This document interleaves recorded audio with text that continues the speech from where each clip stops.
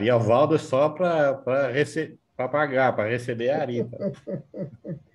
O Ariovaldo Vicentino, eu tenho Hum, duas perguntas para fazer para você antes de a gente hum, começar a trocar uma bola. Primeiro, que é o seguinte: o Erivan de Oliveira, que é o seu parceiro aí de longas caminhadas, tá? Eu espero que ele não fique com ciúmes dessa nossa troca de figurinhas, porque vocês têm uma ligação tão profunda que eu já acho que já virou uma união estável. é. E a segunda pergunta, espero que ele não se incomode, aí você pode até responder depois. E a segunda pergunta é o seguinte: É. se você conhece algum príncipe, Se eu conheço algum príncipe. se você conhece algum príncipe, por quê? Por que eu estou fazendo essa pergunta? Porque eu fui pesquisar a origem do nome Ariovaldo. Ah, tá. E E, aí, a, e Ariovaldo, da origem germânica, aqueles é papos alemão, né? todos, É. ele significa um mensageiro do príncipe. Aí sim, hein? Essa versão eu não conhecia. Não, eu sabia que Ariovaldo é alemão, né? A Ehrenwalden, né? Alguma coisa assim. Sabia que era alemão, tanto que no Rio Grande do Sul tem muito Ariovaldo. Ah, Mas a tradução eu desconhecia.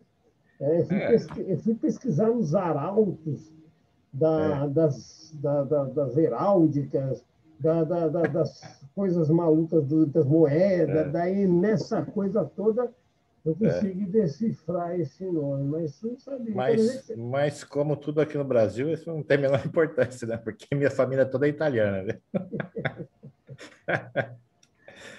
Ari, é muito legal estar falando com você. Eu espero que o Erivan não fique com É, ciúmes. Erivan é gente fina.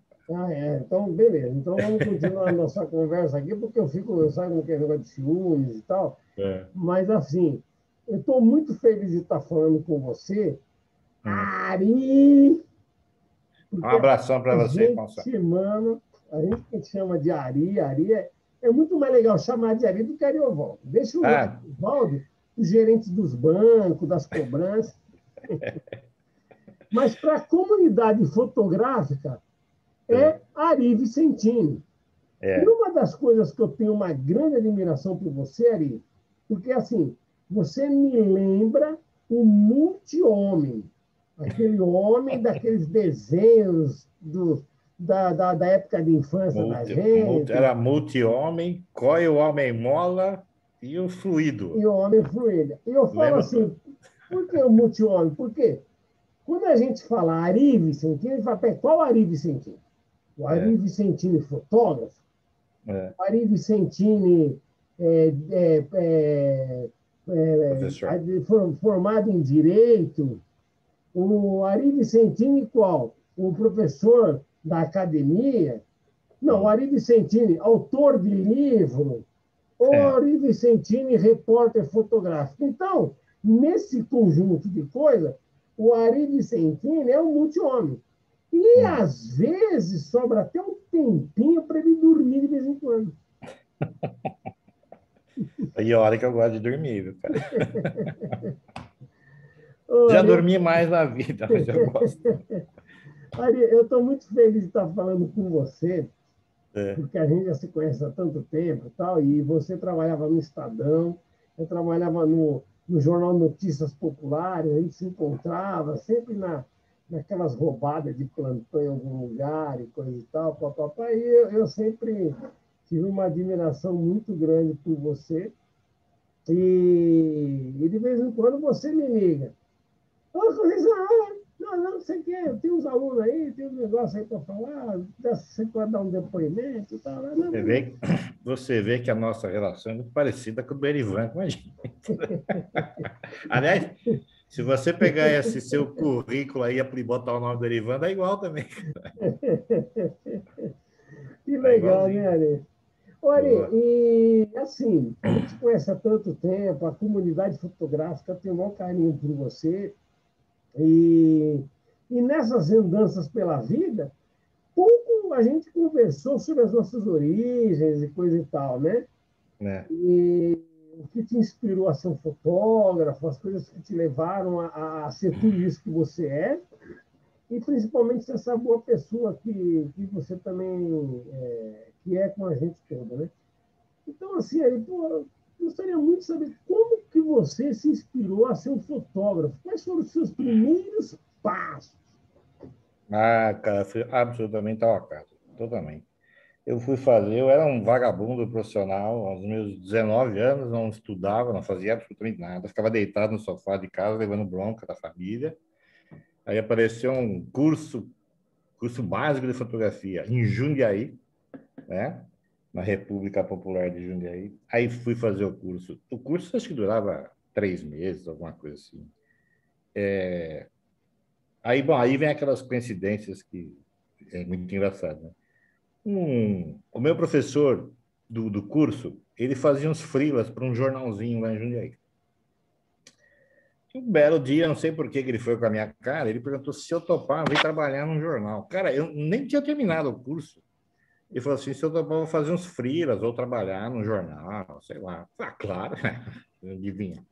Aí eu fui lá no jornal, chamava Jornal de Segunda, que saía segunda-feira, tá? Ainda bem, né? É, nada a ver com a qualidade do produto. Quando eu cheguei lá, o rapaz que contratava os fotógrafos era meu amigo de infância, que eu não via há décadas, assim. Cara, sabe aquele reencontro de velhos amigos? Cara, ele falou assim, pô, que legal que é você e tal. Você já trabalhou em jornal? Não, estou terminando o curso lá e tal. Nisso aí aparece um repórter, hoje meu amigão, e, pô, eu estou indo para matéria, não tem fotógrafo. Não, peraí, que o Ari vai com você. Cara, o Ari vai com você. Eu fiquei gelado na hora, porque ele me deu uma câmera e um filme, e eu fui do jornal até o lugar da pauta tentando abrir a câmera. Eu não sabia como é que abria a câmera. E Meu muito. Deus. Bom, aí eu consegui abrir, né? De tanto xeretar, mas eu suava frio, assim. E o repórter nem percebendo, né? É, Quando eu coloquei o filme, consegui colocar o filme, eu também não sabia operar a câmera, porque a câmera é totalmente diferente daquela que eu aprendi no curso. Mas aí eu vi a letra mágica A, não é de Ari, não, de automático mesmo. Botei no A, fiz as fotos, voltei para o jornal, e aí veio a segunda pergunta. Obviamente, você sabe revelar e fazer cópias, né? A gente estava no mundo analógico, né? E eu disse, sim, claro, né? O emprego estava em jogo, né? Sabia burus, nunca tinha revelado um filme na vida. meu Deus. Nunca, nem sabia como é que se fazia. Aí, de novo, a sorte veio lá, o fotógrafo que estava saindo, que eu teoricamente ia entrar no lugar, ele falou, não, dá o filme aqui que eu vou revelar, tem que revelar mesmo, né? Ele foi lá e revelou as fotos da pauta que eu fui fazer. Elas ficaram legais, tá? Tava na automática, né? Tudo bem, sem muitos problemas. Não, isso foi numa quinta-feira. Na sexta-feira tinha o primeiro fechamento do jornal, porque o jornal era semanário. Conceição, eu entrei às 8 horas da manhã no laboratório fotográfico, saí às 8 horas da noite para fazer 15 fotos. 15 fotos, cara, que 6 meses depois eu fazia em 5 minutos. Tá, mas aquele dia foi o teste. Eu largava a profissão ali, eu nunca mais. Das Fiquei duas, no uma. escuro, Você largava a profissão ali e voltava para o sofá, levando ia bronca dormir da de mãe. novo, ou seguia na profissão. Cara, Meu não me Deus. pergunto como eu fiz aquelas fotos. Eu fiz. Tá? Eu tinha um negativo revelado, então fui fazendo, fiz. Tá? Bom, a minha vida começou assim. E depois foi, né? Aí foi embora. Tá? Mas foi um dia, uma quinta e uma sexta-feira tensa, assim. Com alguma sorte, com algum talento, com algum muito esforço. Mas foi assim, como tudo na vida, né, cara? É, É, assim, é, chance, sorte e trabalho. não, e principalmente assim, tá no lugar certo na hora certa, né? Isso é o que dizem, né? Mas eu sempre falo que a hora certa e o lugar certo depende do que você já tenha feito na vida, porque não adianta nada. A hora certa e o lugar certo passa todo dia na sua cara e você não percebe. Entendeu? Hein, Tem que Ari? ter uma. né? E só um parênteses aí. Na época de infância, a gente conhece É. um bando de moleque que gosta de jogar bola, tem aqueles caras que a gente fazia bullying e não sei o quê. Ainda bem que você encontrou um cara que te Nossa curtia pelo Senhora. lado. Ô, legal, como é que você tá? Né? Aquela boa fase boa da infância, depois você corta, não conversa mais, acha que o cara é aquele lá da infância ainda. Mas foi muito legal, Que cara. No legal. fim, e era um pessoal daquele, o pessoal do jornal dessa época aí, todo mundo trabalhava no Estadão. Todo mundo, cara. Desse jornalzinho de Jundiaí. Sei. Menos eu. Porque, cara, para entrar na fotografia do Estadão não dava. Não dá. Né? Demorou anos, né? Para que alguém daquele grupo me deixasse entrar lá. Entendeu? Mas foi assim, entendeu? Depois, num certo dia, eu conversei com o Sandro Vaia. Sandro Vaia era o dono desse jornal, era um dos donos. No fim, até eu virei dono do jornal. O jornal era tão pobre que até eu virei dono do jornal. Eu tenho as ações do jornal. Depois de muito tempo e tal, eu consegui que o Sandro me desse uma oportunidade de falar com alguém lá no Estadão. Esse alguém era o Hélio Campos Melo, né? Era o Hélio. Fui lá no Estadão, ele me deu uma Não, chance, comecei a ir lá, e mas foi. então, mas entre você passar Nossa, aquelas horas no laboratório para fazer as 15 cópias e chegar até o Hélio Campos Melo, você hum. teve que passar pelo aprendizado, né? Nossa, aí foi, cara, isso foi quase 10 anos, Então, daí quase você 10 saía anos. para a rua para fazer as pautas na periferia lá de Jundiaí? Como é que era isso aí? Fiquei trabalhando em Jundiaí só. Eu trabalhava lá e meio assim, autodidata, porque eu era o único fotógrafo do jornal, eu era o laboratorista, eu era tudo, eu tinha que fazer tudo, eu dirigia o carro, Sim. entendeu? É estrutura pequena, que é legal, né? Porque você aprende tudo, né? E o meu contato com o pessoal do Estadão era via as fotos que o pessoal trazia de lá. Aí ficava olhando, né? Ficava bebendo daquela fonte ali, mas só ficava em Jundiaí. Aí teve uma época que eu fui demitido lá, não tinha mais onde trabalhar, abri um Não, estúdio fotográfico. mas lá no. Só voltando em Jundiaí, lá em Jundiaí tinha um time de futebol, tinha basquete, né? Ah, tinha tudo que um jornal tem, claro. Jundiaí era uma Se eu, força do interior, né?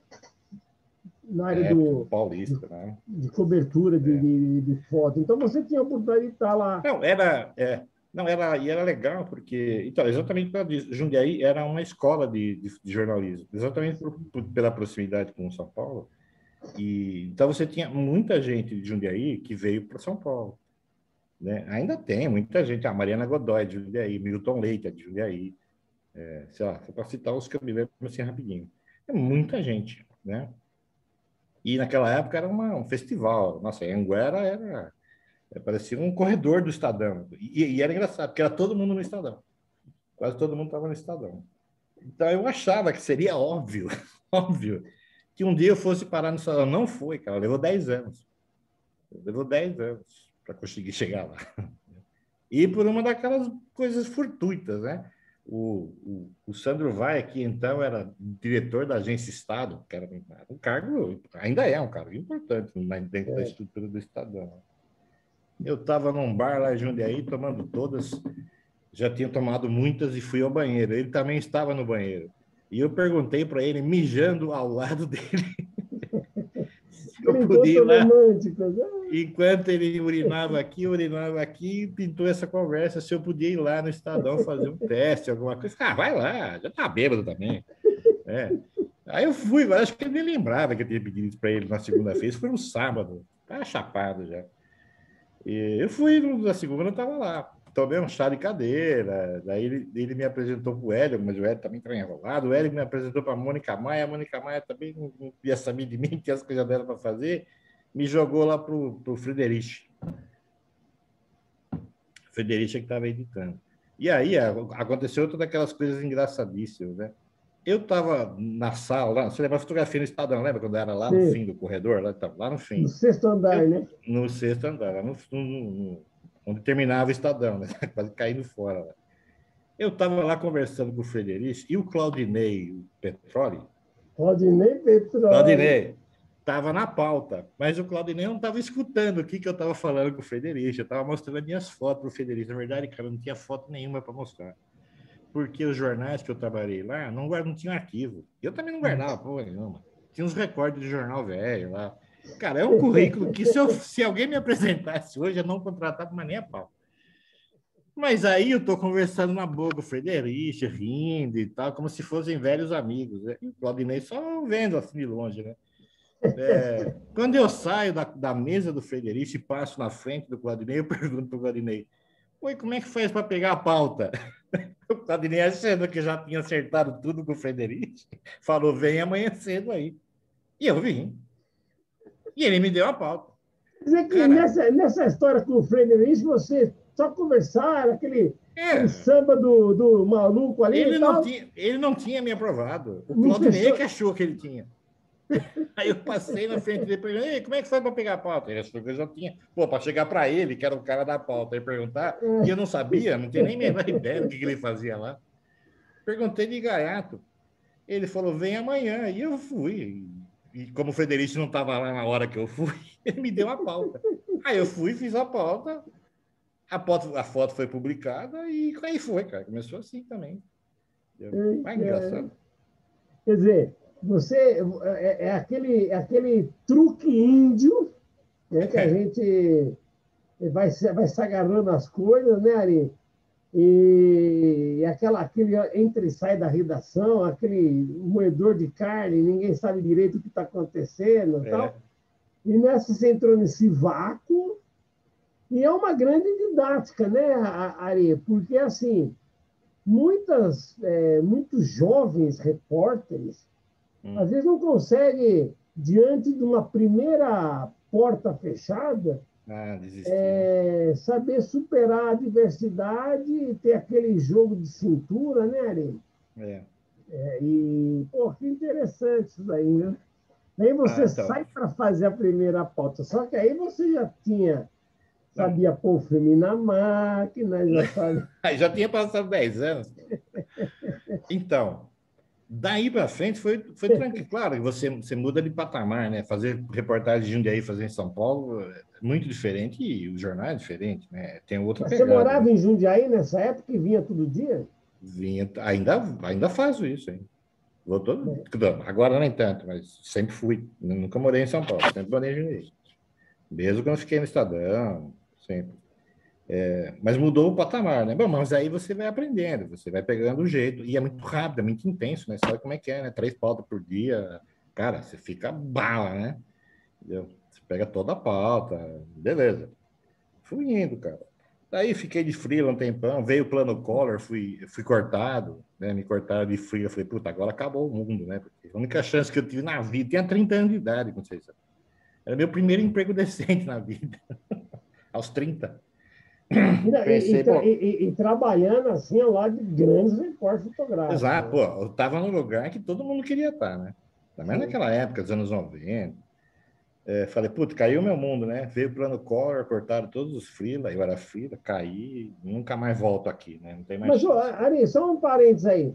Hum, Nessa época que você está lá no Estadão, eu me lembro que hum, você fez uma foto muito legal, muito bacana, que era uma solução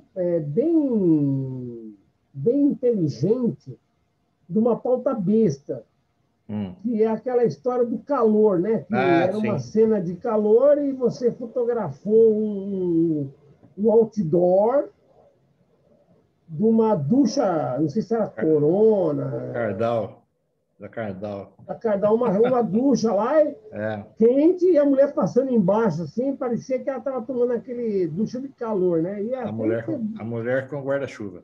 exatamente.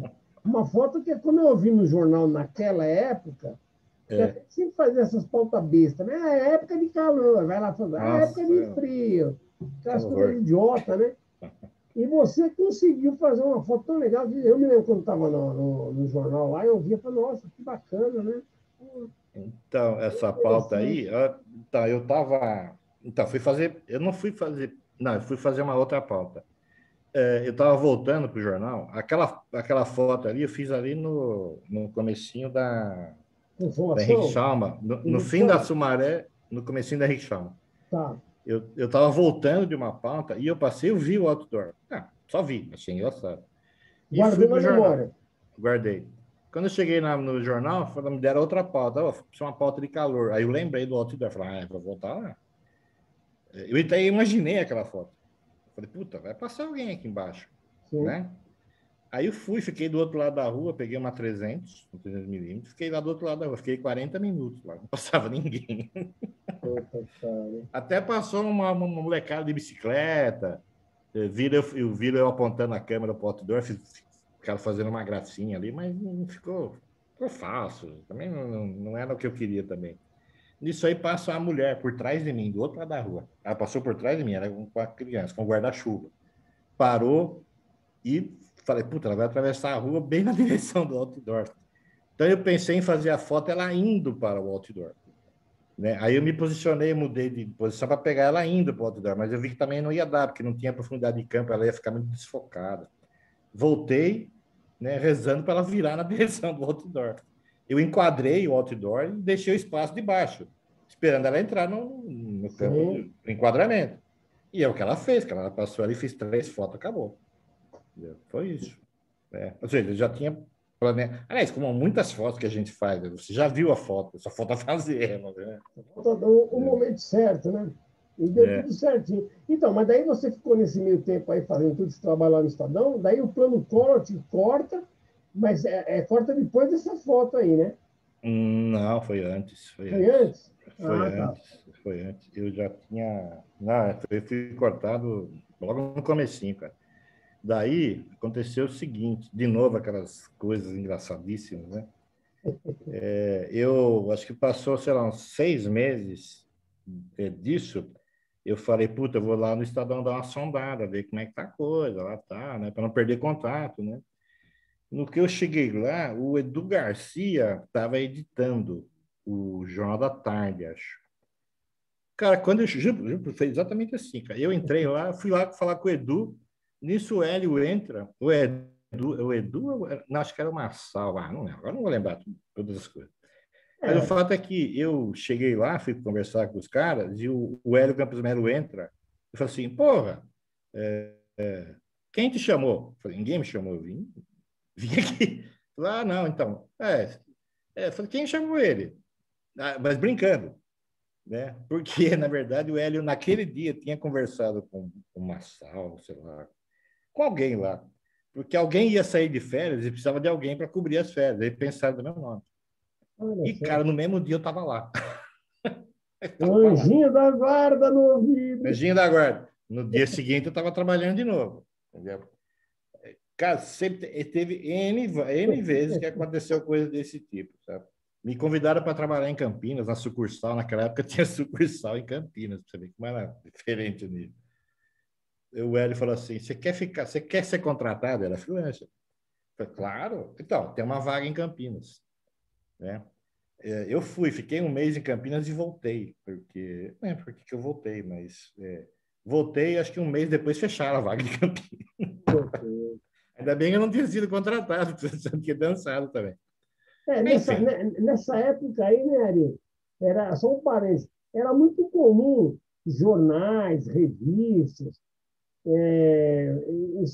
criarem aqueles projetos pelo interior, montar tinha. toda a estrutura, e muda a família, e não sei o É. quê, em escritório, uma redação, nos grandes polos, né, do Tem interior e Ribeirão tal. Preto, Santos, né? E, de repente, no dia seguinte, não tem mais o projeto, acabou. Tá. E não vai tomar. É, era o céu e o inferno ao mesmo tempo. Caramba, os caras passavam um bom tempo pensando, investindo, para 3 vezes depois não tem mais. Pô, mas já foi tudo montado, né? De novo assim. Isso era muito comum mesmo. Mas, enfim, escapei. Aí fui ficando, fui ficando. E, no fim, aí, no meio do caminho, eu resolvi fazer a faculdade, que eu não tinha faculdade. Eu não me formei em jornalismo, né? Aliás, eu não tinha faculdade nenhuma, eu era vagabundo, lembra? 10 anos depois, continuava. Mas aí, cara, mas aí eu tinha um emprego legal, estava contratado, ganhava bem, não gastava com nada, morava com a minha mãe, morava com meus pais, estava a fim de casar, putz, vou comprar um terreno, Aí apareceu essa oportunidade de fazer faculdade, né? Aí eu fui ver os cursos, o único curso que tinha ali que me interessava, lá em Jundiaí, claro, eu ia estudar em São Paulo que não ia dar certo. Fiz curso de Direito, passei Aliás, fiz supletivo, tá? Eu fiz Caramba! supletivo. Eu fiz supletivo num ano e entrei na faculdade no fim do mesmo ano, entendeu? Porque eu também não tinha terminado nem o segundo grau. Você vê que estágio que eu estava. Fiz, Mas fiz era um grande fotógrafo, né? Isso que era importante. tava dando certo. Fiz supletivo e entrei na faculdade. E fui fazendo a faculdade enquanto estava no Estadão. Foi um perrengue também, porque os horários eram, né, incrivelmente, não batiam, né? Mas, cara, aí de novo, daí vai dando certo. Tinha muito professor que era jornalista, e quebrava o galho, e entendia a situação. Vivia mais na secretaria pedindo para tirar foto do que na sala de aula. Enfim, fui tocando, né? E aí foi, cara, começou a carreira acadêmica vai começar aí, né? Mas ela também vai dar um tempo gigantesco, né? Até começar a dar aula, fazer mestrado, também vai dar um outro salto gigante, assim, uns 15 anos de diferença de uma coisa e outra. Entendeu? Não, mas aí, daí você lá no Estadão, daí você faz a foto do chuveiro, aquelas coisas todas, aí já É, está nessa segunda fase. Aí você ficou no Estadão até que ano? fiquei até 96, acho. 96, 97, uma coisa assim. Daí Caramba. eu saí dali, voltei para Jundiaí, fui ser editor do Jornal de Jundiaí, mas fiquei um ano, acho que 2 anos o máximo. Aí começou o lance, começou o projeto do lance, né? E aí, como tinha muita gente do Estadão que foi para o lance, né? Elcio Nagamini, o Daniel Augusto Júnior, o Nelson Almeida, que era o pessoal que estava no Estadão, foi para lá. Eu falei com o Elcio falou assim, cara, estou precisando de alguém no interior, para fazer jogo do interior para o lance.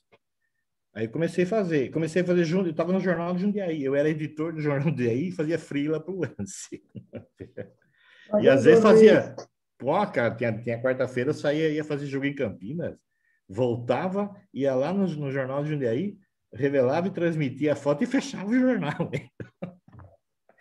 É muito engraçado, muita correria. Né? E ficou assim, depois eu saí do lance, daí voltei para o Estadão, depois voltei para o lance de novo, e foi uma bagunça. Entendeu? Mas eu fiquei 17 anos no lance. Né? A Caramba, princípio de fotógrafo, 17 anos. 17 anos, desde o começo praticamente. Fiz boneco, né? Lembra os bonecos que a gente Sim, fazia? sim. Antes do lançamento Isso, do jornal, né? As provas. isso.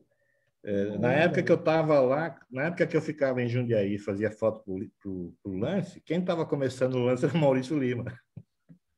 O Maurício Lima estava lá, fazendo fotinhos pro lance também naquela época. Mas foi, depois eu virei editor do lance, né? Fiquei um tempão. Enquanto eu estava no lance, né, me deu um estalo na cabeça, quando vocês falaram assim, puta, acho que eu vou investir na carreira acadêmica, que eu gosto, né? Eu dava aula, principalmente a convite do Erivan, eu dava muita aula no Sindicato dos Jornalistas, Eu né? me lembro disso, é. E aí, por causa do diploma de Direito, né, eu dava aula lá de Direito Autoral e Direito de Imagem. Então, eu comecei a dar aula disso, né? Comecei a gostar. Falei, pô, até que eu não sou ruim disso, não. Leva o jeito lá.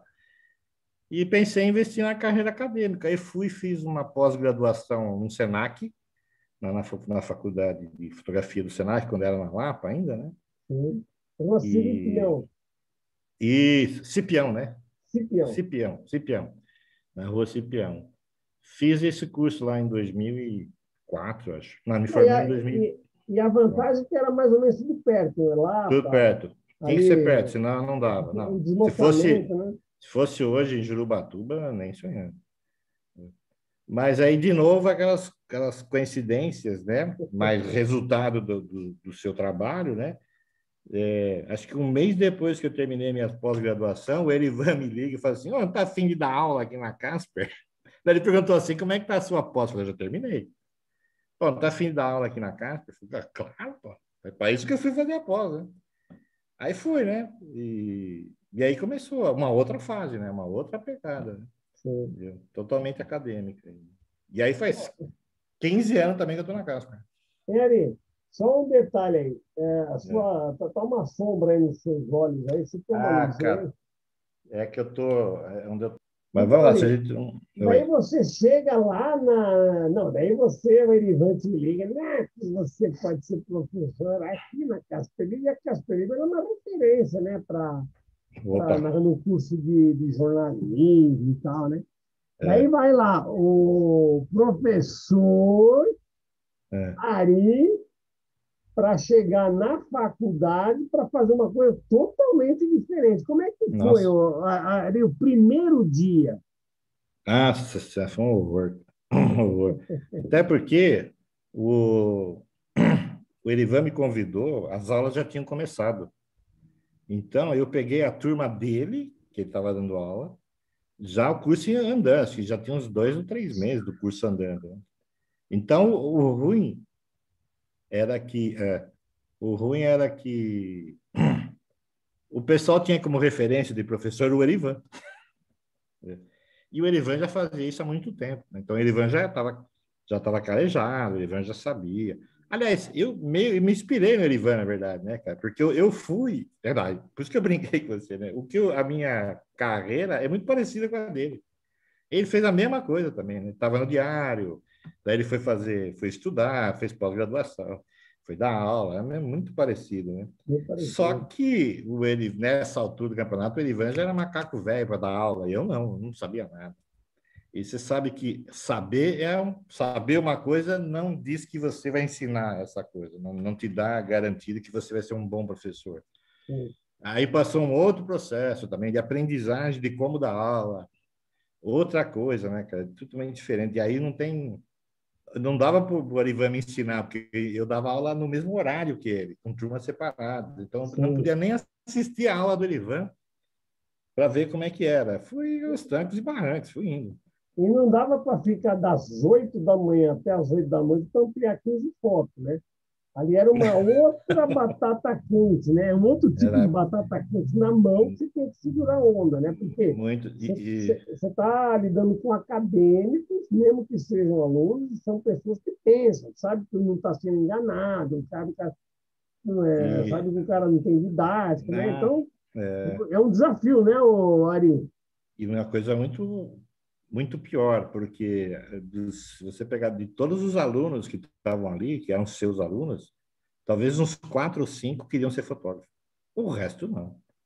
O resto queria ser repórter de texto, de TV, ser menos fotografia, que era um outro problema, né?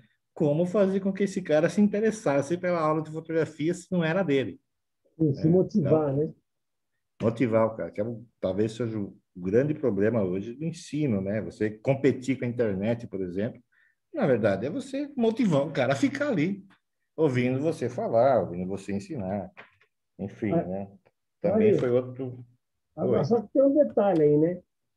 Não estou querendo puxar sardinha para vocês, não, mas ó, é muito comum numa faculdade, às vezes a gente vai dar uma palestra e tal, o professor ele ser um É. bom teórico, e não ter passado por um Ah, jornal, sim, e, não ter, sim, e no caso aí da Casper, pô, já era uma tremenda oportunidade para os alunos hum, estarem bebendo na fonte de professores que, além de serem acadêmicos, já tinham uma grande experiência de fotojornalismo na rua, né? De foto sim, publicada. Né? sim, sim. Então, isso aí, você acha que foi um diferencial para Foi, vocês? foi, foi, foi. Primeiro que já tinha o Erivan lá, né? A experiência Ah, do Erivan já foi fundamental, porque o Erivan já veio da rua, passou sim, e entrou para o mundo acadêmico. Então, o Erivan, de certa forma, já montou uma percepção da faculdade de que o cara ideal era o cara da rua, que era acadêmico, sim. né? Não só o acadêmico. Então, quando eu entrei lá, na casa tem que fazer concurso para entrar, né? Eu Ah, entrei, por é? isso que eu falei, como eu entrei no meio do ano, eu entrei excepcionalmente, né? A convite do Erivan. Mas no ano seguinte eu tinha que fazer concurso para entrar lá, né? E aí eu tive que concorrer, e aí sim, com um monte de gente que era só acadêmico, né? Ah, E tá. aí eu levei vantagem, entendeu? O fato de ter vindo do mercado, aliás, vindo não, eu estava no mercado. Eu era fotógrafo, né? Estava na rua o tempo todo. Mal tinha começado a ser editor do Lance, né? Esse fator me ajudou imensamente, porque a Casper gosta de gente do mercado, né? Eles preferem professor que esteja no mercado, que passou pelo mercado, enfim, que tem experiência, né? Então, isso foi fundamental também para conseguir ficar ali, né? Porque só de gente teórica, nossa, está cheio, né? Então, é uma briga complicada, né? E pior, né, Conceição? Aqui no Brasil, você tem pouquíssimos, mas bota pouquíssimo nisso, cursos de graduação de fotografia. Então, tem muito pouca gente também para entrar no mercado. Mas tem muita gente de outras áreas que faz fotografia, que gosta de fotografia, enfim. Para o fotojornalismo especificamente, menos ainda, né? Quando você abre inscrição para, por exemplo, sei lá, professor de fotojornalismo, vão vir muitos fotógrafos com as formações as mais diferentes possíveis, comunicação, direito, história, e que têm experiência em fotografia. Mas experiência em fotojornalismo, concretamente, tem muito pouco. Sim, Né? exatamente. Enfim. Então... E uma coisa que eu percebi também, quando eu fui fazer a faculdade também, que eu também acabei não completando a faculdade de jornalismo, mas isso foi numa outra faculdade, em outro lugar, eu percebi o seguinte, que a maioria dos acadêmicos eram muito teóricos, não tinham passado por redações, tinham estudado, feito aquela caminhada e tal, e viraram professores e tal. Então, quando eu estava já no jornal, como profissional, e depois à noite eu ia como aluno, era muito interessante ver os debates sobre o que era uma pauta, sobre o que é uma saída, e tal. E as pessoas nunca terem participado de uma reunião de pauta, do time do ir e vir com a pauta, e tudo isso, né? E eu sentia eu percebi o seguinte, que é difícil você ter um bom repórter fotográfico que, ao mesmo tempo, seja um bom acadêmico, porque o cara está na rua, está viajando, não tem tempo para estar na academia, né? Esses grandes repórteres e coisa e tal, né? E, no entanto, vocês conseguiram, dentro de tudo isso daí, dar esse privilégio para os alunos, né? Que eu Sim, acho isso sim. importantíssimo, porque eu passei por esse drama, né? É. Aliás, antes de comentar a sua fala, deixa eu corrigir uma pequena injustiça. Quando eu disse que Jundiaí tinha um monte de gente boa, tem a Valéria também, né? Valéria Gonçalves. Valéria Gonçalves, a fotógrafa Meu Deus do perfeita. céu, se eu deixar a Valéria de fora, ela me mata depois. Não, ela vai aí puxar a orelha. Não, e sabe o que ela faz? Ela é É. malvada, ela manda o Tom Pellegrini morder. Então, não, é E verdade. tem a irmã dela também, né? A Vera, tem a Vera também. Cara, deixa eu parar de falar aqui, senão a gente vai ser injusto com um monte de gente aí. Mas, enfim, Que legal, né? mas essa questão de ter experiência profissional e ser acadêmico é complicado. Nem sempre você consegue juntar as duas coisas. Às vezes você é um ótimo acadêmico, muito bom professor, mas não passou pela rua. E o vice-versa, né? Eu dei sorte, cara. Sei lá, me apareceu, se bem que eu estudei pra caramba, né? Para ser professor, né? Porque não é a mesma Sim, coisa, né? Não é? O fato de você ser um ótimo fotógrafo não te transforma num ótimo repórter fotográfico. sim, E o fato de ser um ótimo repórter também não te transforma num cara que tem que ensinar aquilo, né? exatamente. Enfim, são coisas diferentes, são coisas complementares, mas são coisas diferentes, são áreas de saberes diferentes, né? Mas deu certo, entendeu? Mas tem mais gente, tá? Ó, tem o Armando Fávaro também é. Mônica Zaratini também está entrando nessa, né? Também está entrando no mundo acadêmico. Confesso que eu não sei, deve ter, com certeza tem mais gente por aí, Não, estou tem falando mais que gente. eu me lembro, assim, O Edu rapidinho. Garcia, O ele Edu, isso, putz, esqueci. Edu, que não é de Jundiaí, mas mora em Jundiaí, tá? é, Tá vendo? ele é um incorporado na cidade agora. Também, o Edu também fez uma trajetória muito parecida com a minha, com a do Ivan. Não, é É, sensacional. Sensacional. muito bom, né? E legal Ari, que saiu todo mundo quase do mesmo núcleo ali, sabe? sim. Praticamente beberam da mesma fonte na mesma época, né? Então, Sim, sim. tiveram influências de conhecimento do Hélio Campos Melo, É, do que é uma agência via Mônica Maia. é. Pô, isso aí foi um tremendo aprendizado, né? E tem a Isso era, questão do analógico também, né? Todo mundo tem a mesma formação analógica é, e todo mundo teve que se passar para o digital, né? Certamente hoje você tem professores, né, que já são digitais, nasceram são digitais de origem, né? você não precisou Que revelar um também, filme, né? E não precisou ficar 15 horas no laboratório. claro, isso não invalida ninguém, né? Ninguém é bom ou mal porque não, só porque o cara não viu analógico. É só uma outra experiência que agrega, né, ao seu olhar, sua maneira de ver as coisas, e agrega também uma maneira de ensinar. Por exemplo, durante muito tempo na aula de aula, eu dei aula de laboratório analógico. Meus, os alunos piram, né? Eles Sim. ficam malucos com aquilo lá. E eles O, nunca vão re- fazer aquilo. o Profissionalmente, eles não revelador, vão. né? O revelador, Mas, ampliador, né? cara, era uma loucura, né? Infelizmente, a gente teve que parar com esse tipo de aula, mas durante muito tempo, já com a digital, já como a única tecnologia que se usava, era uma aula, cara, era a aula mais legal da faculdade. Assim, os alunos piravam, eles queriam ficar lá o dia inteiro, tá? Ah, mas enfim, são coisas que vão se somando, né? Vai. E para você, sei lá, se virar no mundo profissional aí. Entendeu? Ô, Ari, daí como é que surge esse casamento entre Hum, a Ari Vicentini e o Erivan na produção do livro? é. Na verdade, isso foi ideia do Erivan, né? O Erivan que veio com essa história do livro. Ele queria porque queria fazer um livro, tá certíssimo, né? Para quem é acadêmico, fazer livro é como publicar foto na capa, né? Ganhar a WordPress. Ele veio com essa história, então, de novo, né? Como a gente se conheceu via sindicato, via aquelas aulas de direito autoral, ele propôs isso. Falou, vamos fazer um livro que tenha direito de imagem, direito autoral, porque a maioria dos livros não tem, que tem uma parte técnica, né? A gente faria um produto diferente, né? Então, ele ficou responsável pela parte técnica do livro e eu escrevi a parte de direito autoral e de ética, né? No livro, né?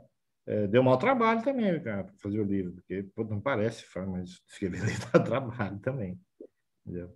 E foi muito Então, divertido para a gente, né? o livro é o Fotojornalismo, uma viagem entre o analógico e o digital. Então, você está vendo que ainda tem um analógico na história, né?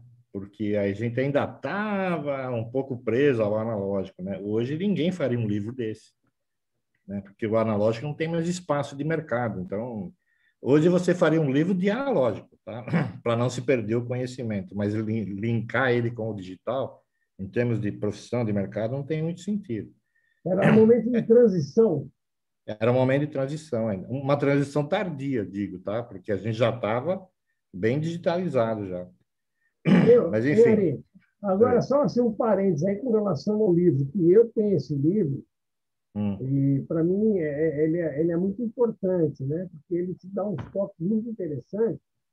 E como a gente viveu essa transição de não ter que mais revelar um filme, de não perder mais tempo ampliando foto, e já partir direto para o digital, que já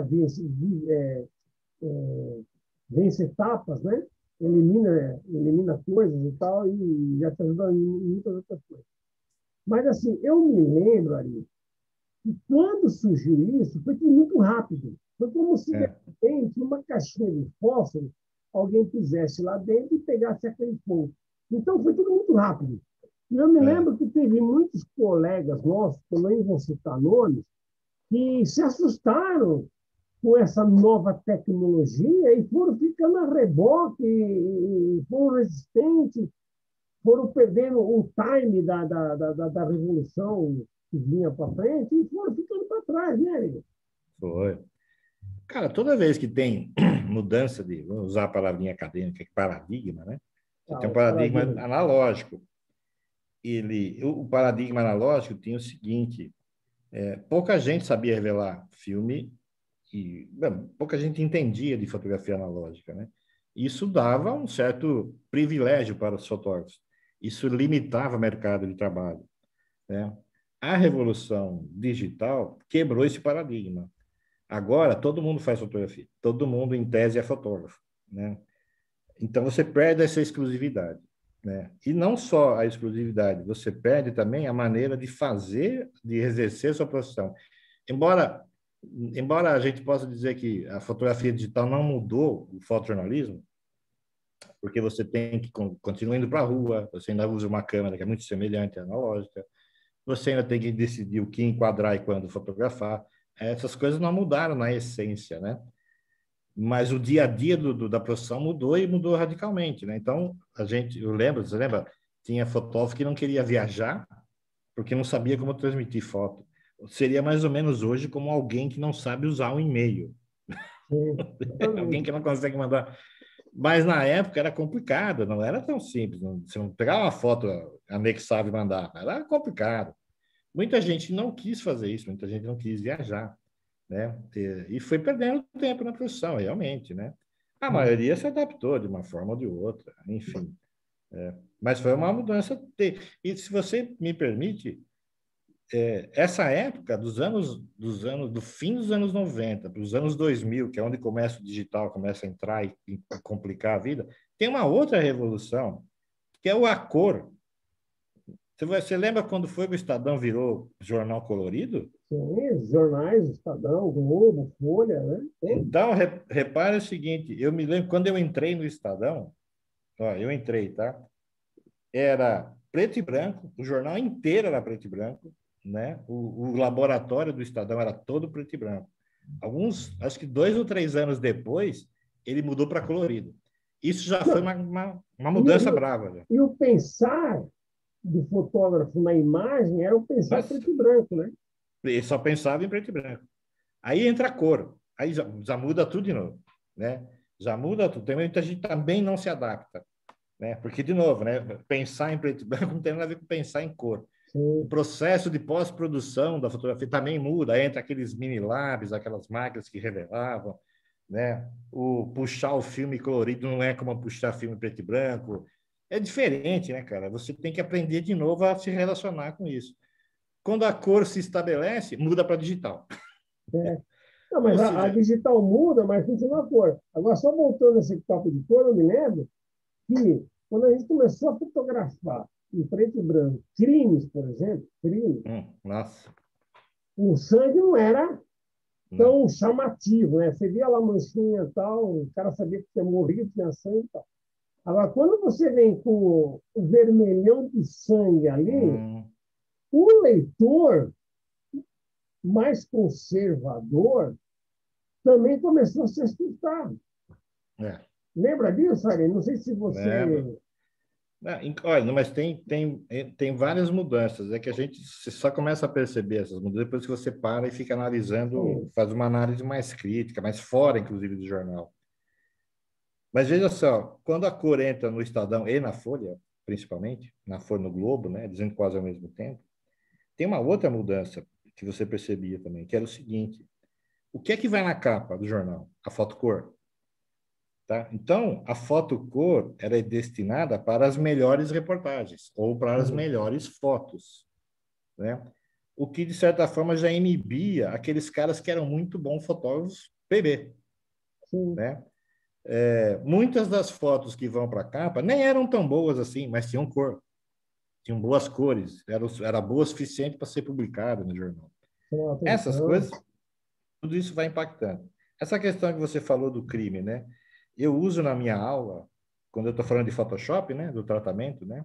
Ah, outra mudança também, né? No comecinho da minha vida acadêmica, a gente ensinava Photoshop.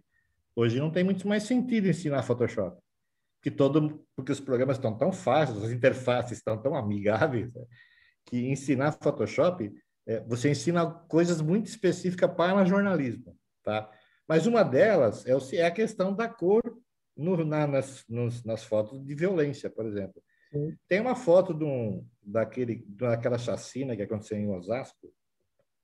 Eu não lembro quem fez a foto agora, me pegou na memória aqui. mas a foto é o sujeito lavando o bar onde aconteceu o crime, ele está tirando sangue, ele está varrendo com rodo sangue de tanta gente que morreu ali. Muito bem. Aí eu falo assim, veja só, se você for pegar essa foto e for joga ela no Photoshop para dar um tratamento para ela, para adequá-la à sua impressora, você pode diminuir a intensidade daquele vermelho, a tal ponto que parecerá água suja, Sim. né? Se você transferir isso para todas as fotografias, você vai ver que o tratamento de foto não é só uma operação técnica, é uma operação ética, porque eu posso enganar o leitor. O leitor não tem como saber se aquele sangue é vermelho vivo ou se a água é suja. E o vermelho vivo e a água suja dá a ideia de quantidade, de intensidade, né? Então, repare que a gente, de novo, a gente vai mudando os paradigmas do fotojornalismo. Então, antigamente, ninguém lembrava que o Photoshop, ou sutilezas no tratamento da Podia foto, podia interferir, enganar, né? podia interferir. Porque você Na tinha um... leitura, né? Opa, e interfere pra caramba. Né? Quanta foto hoje a gente vê no jornal que é HDR, né? Sim, Cara, o HDR é um exagero na percepção das coisas, né? As coisas não são daquele jeito, ou são. É uma discussão muito legal, ou entendeu? Mas é então, né, já... Ari? Ou então, É, ou se utiliza desses recursos de manipulação e é. deixa bem claro para o leitor que aquilo é um HDR, ou é uma montagem, coisa e tal, né? Então, já tentaram fazer isso, né? No comecinho do mundo da fotografia digital, alguns jornais europeus tentaram fazer isso. Vamos, por uma questão de ética, avisar o leitor de que ali tem Photoshop. Mas não adianta nada, porque se o leitor não tem o original, ele vai refletir em cima do quê? De nada. Então não adianta, né? Então, se você lembrar, e eu sei que você sabe disso, o HDR é uma técnica que se usava no século XIX. Ela não é nova, né? É que a gente era difícil fazer no mundo analógico, né? Mas enfim, não é uma técnica nova e não é novidade. O que é novidade, que a gente pode dizer do que está se discutindo hoje em dia, é a pertinência dessas coisas, né? É a pertinência, ou seja, usar o HDR indiscriminadamente, usar o tratamento da fotografia para embelezá-la, não é e nem nunca foi o atributo do fotojornalismo, Não. né? O fotojornalismo foi primeiro informação, depois estética, depois o belo, depois a beleza. Entre a beleza e a informação, a informação, né? Sim, Mas a gente, exato, tá, mas a gente convive com uma tecnologia que nos permite técnicas como HDR, por exemplo, que embelezam, né, que te dá uma topografia nessa fotografia tão bonita que é difícil resistir a isso. É difícil resistir. Por quê? Até porque você está competindo com outras mídias, como o Instagram, principalmente o Instagram, que te proporcionam isso com um clique. E o próprio cara que produz fotografia o tempo todo, né, com o seu celular, ele vai se acostumando com um tipo de imagem absurdamente irrealista, com cores saturadas e definições absurdas, 8K, daqui a pouco vai sair 12K. E você, fotojornalista, tem que competir com isso. Você tem que competir, você tem que brigar pela atenção do sujeito nas imagens por isso também. Então, a gente tem uma briga entre a fotografia bela, né, na sua topografia, inclusive, né, as cores muito saturadas, muito bonitas, cores artificiais, inclusive, né, porque as impressoras nem conseguem reproduzir aquilo que você vê na tela do computador. Enfim, é uma grande discussão. Repara, então, essa é a função, por exemplo, do mundo acadêmico, é discutir esse tipo de coisa, porque ali no dia a dia você não discute, não. não, No não dia a dá dia, para. me dá a foto aqui, me manda, publico, entra no ar e vai para outra pauta, e o negócio não para, né? Por isso que Olha, eu acho legal. você está falando uma coisa que eu acho tão interessante que eu vou te falar um negócio. A gente vem de uma escola onde a notícia era aquilo que aconteceu. Hum, Você não podia nem aumentar nem diminuir. A foto não pode. é, A foto é aquilo. Seja ela escura, mal resolvida, no flagrante que é ali, você pode dar um tapa de contraste para clarear um pouquinho ou para escurecer. Mas não dá para você ficar alterando tudo. E isso que é a essência do fotojornalismo, mostrar as dificuldades que foi para o fotógrafo conseguir aquela cena, porque isso também dá o tempero da credibilidade da imagem. Por Sim. isso que o jornal tem essa credibilidade, né?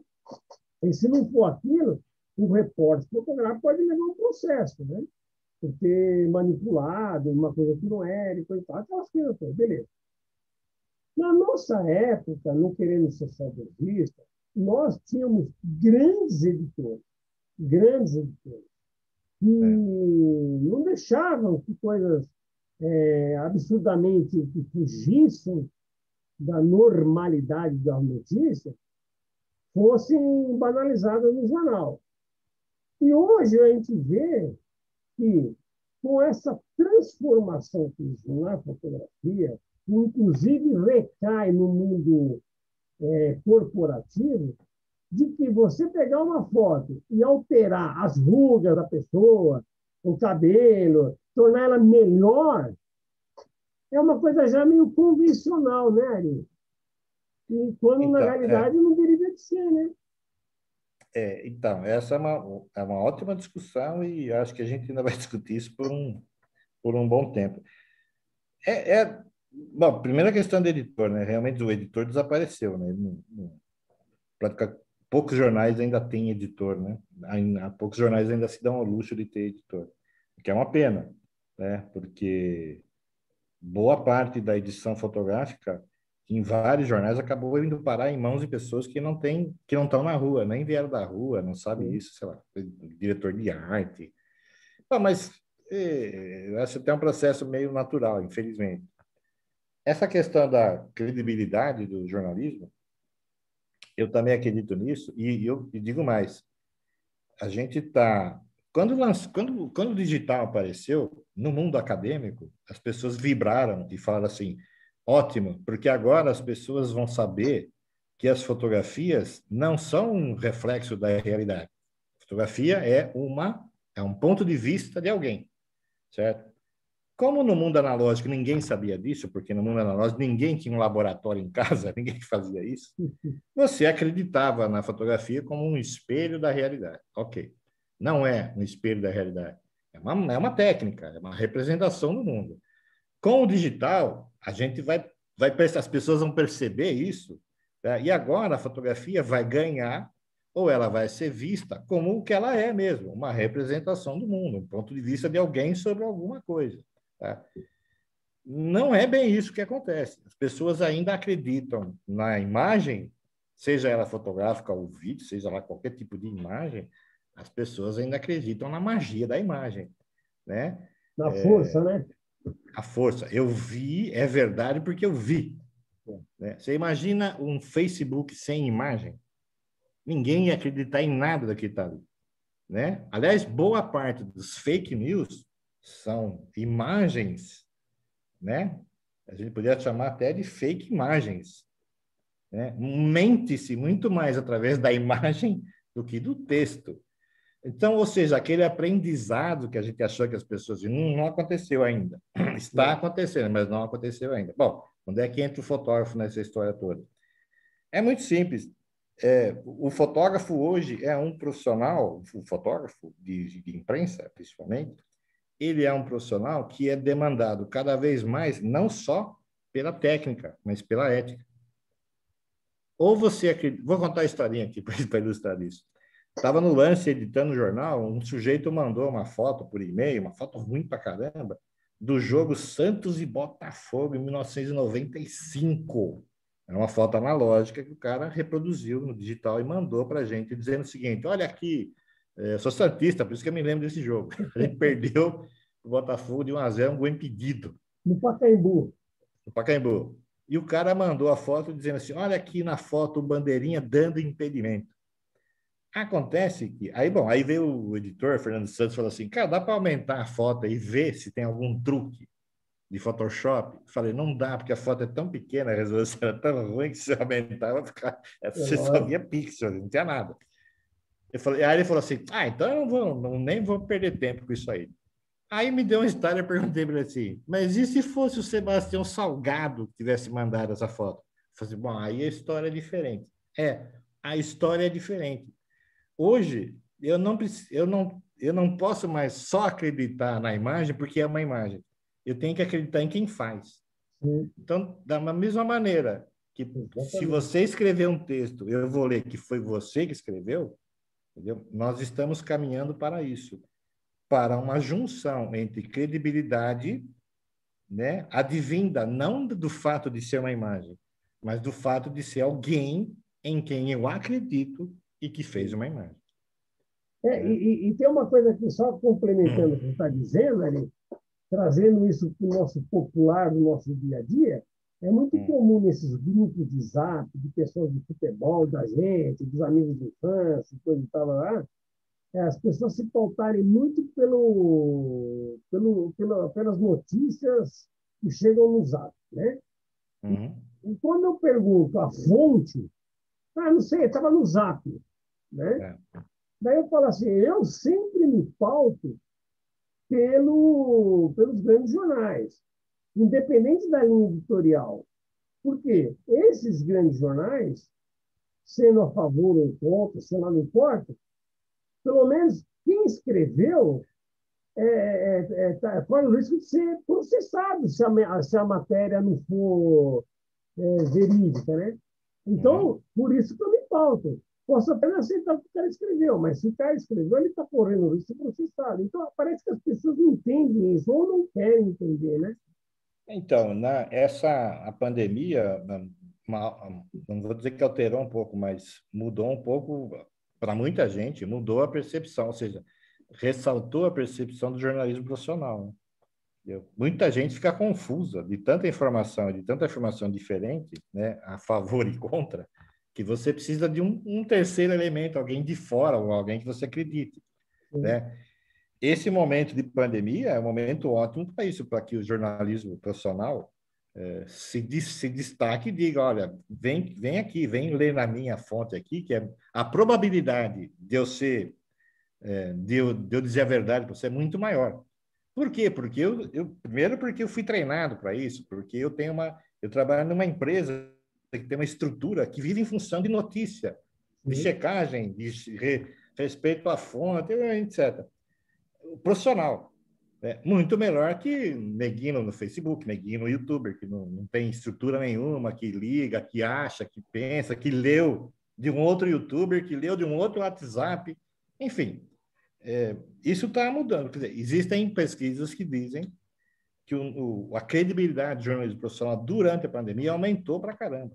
Né? Nunca se leu tanto, né, os jornais profissionais como agora. Então, a gente tem que aproveitar. Mas é um mundo que desafia, porque as pessoas tendem não mais a. E o problema não é só a credibilidade do veículo, né? A fake news, por exemplo, é um fenômeno que desafia essa lógica, né? Porque as sim, pessoas acreditam no que elas querem acreditar, independente do fato, entendeu? Se eu levar você no espaço e mostrar para um terraplanista que a Terra não é redonda, ele não vai acreditar, não adianta, porque ele é, quer que a Terra seja redonda, e dane-se. sim. Então É eu vou ler fake customizado, news né? mesmo. Exato. É um outro fenômeno, é diferente. Mas é um fenômeno que tem que ser combatido. E o jornalismo profissional é uma das armas que você tem para combater esse tipo de situação, né? Sim, Típica dos nossos dias, né? é verdade. E ali, agora sim, no meio de todo esse trabalho que você faz e coisa e tal, papapá, você trabalhou não só com, com grandes profissionais, com grandes professores e tal, mas também trabalhou com um laboratorista aí, que trabalhou nos grandes jornais, o Ivonaldo Suca, o Boca. Boca. O Boca que figura, né? Quando eu fui para Casper, ele já estava lá de laboratorista, né? E a peça, cara. E o Boca me ajudava muito na aula, né? Porque, embora eu soubesse fazer aquilo lá, eu não cheguei nem perto do Boca, né? Eu sabia pra caramba, né? De laboratório, né? Então, o Boca era um dinossauro, cara. Ele estava ali enfiado num laboratório analógico dentro de uma faculdade, né? Que era totalmente digital, né? Não se falava em outra coisa. E estava lá o Boca, o rei do laboratório, Que né? manjava muito.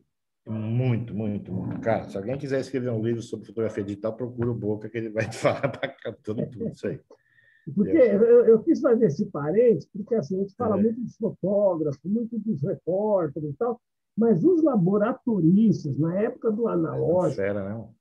que era um time ali que tinha que pegar 25, 30 filmes e em meia hora já estava tudo revelado e ampliado as fotos naquele laboratório escuro, aquilo sim merecia também um trabalho, uma tese de doutorado, sei lá, assim, porque muitos dos fotógrafos só se tornaram grandes repórteres fotográficos, não só pelo seu talento pessoal, mas graças ao, O ao Pirim conhecimento que o Pim cara Pim adquiriu ali. dos laboratoristas. Eu tenho muito respeito por esses caras, então, É. em nome do Boca, fazer essa homenagem a todos eles. Então, eu sempre começava as aulas de analógico para os alunos, falava assim, olha, embora isso aqui seja ultrapassado, embora vocês não vão trabalhar com isso aqui profissionalmente, talvez nunca na vida mais, é importante vocês aprenderem, por exemplo, uma questão da luz, né? Se você não controla a luz, e aqui vocês vão ver que se você errar, danou-se, não tem seguro, não tem Photoshop para salvar depois, né? E a questão não é se vou salvar a foto ou não, mas é que você tem que controlar a luz, cara, né? Porque a luz interfere no final. Mas tem Photoshop, professor, sim, mas o Photoshop é melhor não usar. Nem melhor não usar. Se a sua foto tá boa o suficiente para não usar Photoshop, ótimo, né? Porque se você usar Photoshop, você está mexendo em alguma coisa que você errou. Então, o laboratório analógico era legal para o aluno perceber como o controle da luz é essencial em fotografia, não especificamente em jornalismo, mas em fotografia, né? E realmente ele saiu de lá com uma percepção muito apurada sobre isso, né? E depois eles iam, nossa, como isso aqui é fácil no mundo digital. Eu errei a luz, faço de novo na hora ali, né? A gente não tinha essa chance, Sim. né? E eles também saem de lá percebendo como a essência do analógico para o digital é a questão da economia, né? Economia não é a palavra certa, mas sei lá, se você tinha 36 fotos para fazer uma pauta, antes de ter que ser obrigado a trocar de filme, era óbvio que você tinha que ser mais econômico. Econômico significa que você tinha que ser mais conciso. Ser mais conciso significa que você tinha que pensar muito antes de apertar o botão, porque você podia não ter uma segunda chance. Sim. Isso mudou radicalmente, né? Hoje você tem os fotógrafos que têm toque, né? O cara tira 300 fotos da mesma cena. Por quê? Porque ele está inseguro, ou sei lá o quê. Mas eu acho engraçado isso. Mesmo com um visor na tua cara, mostrando a foto logo que você fez, ainda assim a gente sai num fim de semana e tira 1.000 fotos. Sim. A maioria delas iguais, né? Isso é uma mudança. O fotógrafo analógico era mais econômico, pensava antes de apertar. Hoje a tecnologia me permite ficar apertando indefinidamente e pensar depois. Então, Vou ver o que ali, que eu fiz. mas o peão, ele só vai entender que ele tem que ser seletivo na hora de clicar quando ele for desafiado. Por É. exemplo, não, tem o Photoshop, depois eu arrumo, vai ficar legal. Ah, beleza. Começa o jogo, Corinthians e Palmeiras. Começa o futebol. Começa a chuva, você cara tem que se equilibrar, tem que transmitir foto durante o jogo. Não vai dar tempo de ficar mexendo no Photoshop para dar um cortinho ali e Não, tal. E não, acabou o não. jogo. Tem que transmitir a foto dos caras correndo no campo, levantando a taça tal, e o jornal fechando. Ou o cara aprende a fazer a foto como ela tem que ser, porque não vai dar tempo de ficar no Photoshop, porque é para agora, não tem esse para depois. E se a foto não tiver do jeito que é para estar na hora que chega no jornal, a foto não vai ser publicada e ele vai ser demitido. Não. O fotógrafo tem que resolver o problema, né, Ari? É. Então, esse foi um efeito, eu acho um efeito negativo, né, do digital, é que exatamente por permitir você voltar atrás, né, as pessoas têm essa percepção de que, não, eu É, errei, faço de novo. Em jornalismo não tem esse de novo. é, Não tem o de novo. O de novo é quando o cara bota lá 12 fotos por segundo. Exatamente porque ele não tem o de novo. Tá? Mas, cara, vamos lá, tirar 12 fotos por segundo toda vez, né? Significa que você está filmando, você não está fotografando, né? E na hora de editar isso aí na correria? Em RAW ainda. Né? Exato. O computador nem consegue processar. Essa é uma boa didática. Né? No esportivo a gente fala assim, ó, aprender fazendo. Aí, ó, se você manda essa foto, todo mundo... Na verdade, olha, isso eu posso dizer de cátedra, porque quando eu estava editando no lance, né, todo jogo era assim, né? Você ligava para o cara e falava assim, cara, me manda a foto desse gol aí, me manda essa comemoração aí. Meu, em 5 minutinhos, ninguém mandava 20 fotos, é o filé mignon do jogo. Sim, Então eu sei que os neguinhos não botavam o dedo e ficavam apertando que nem os malucos lá, porque eles sabem que depois eles não conseguiam editar. exatamente. Né? Então, os macacos velhos de futebol, eles não são desesperados por tirar foto, não. O cara Não, sabe que quanto mais foto ele tira, mais encrenca ele arruma. Né? verdade. Então, você percebe que quem está começo de carreira é um desesperado. Para tudo, né? Entendeu? E depois, não, depois você começa a perceber, também não precisa, né? Você vai adquirindo o time, o feeling, né? Da coisa, né? Exatamente. Isso vem com o tempo, né?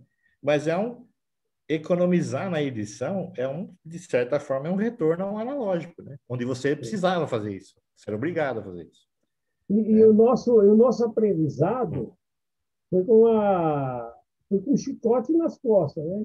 Tipo, É, o editor, para, cadê essa foto? Essa foto tá uma merda. Aí você vai aprendendo, né?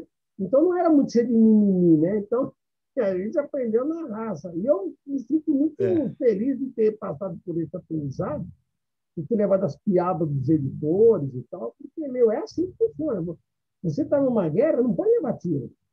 é. Então, essas mudanças são. Imagina o seguinte: você tinha também uma mudança na valorização do fotógrafo, né? O fotógrafo analógico ele era muito valorizado em função da técnica, porque tinha que Sim, ser tecnicamente bom. Você tinha fotômetro ruim, autofocos ruim, lente escura, enfim, você não podia abusar dessas coisas, né?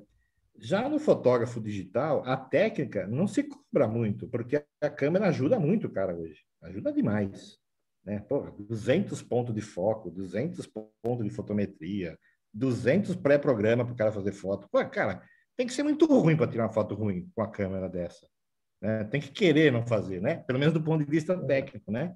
Então, o que sobrou para o fotógrafo hoje? A composição, o momento. É, e a ousadia de estar no lugar. é? Desculpa, o som tá.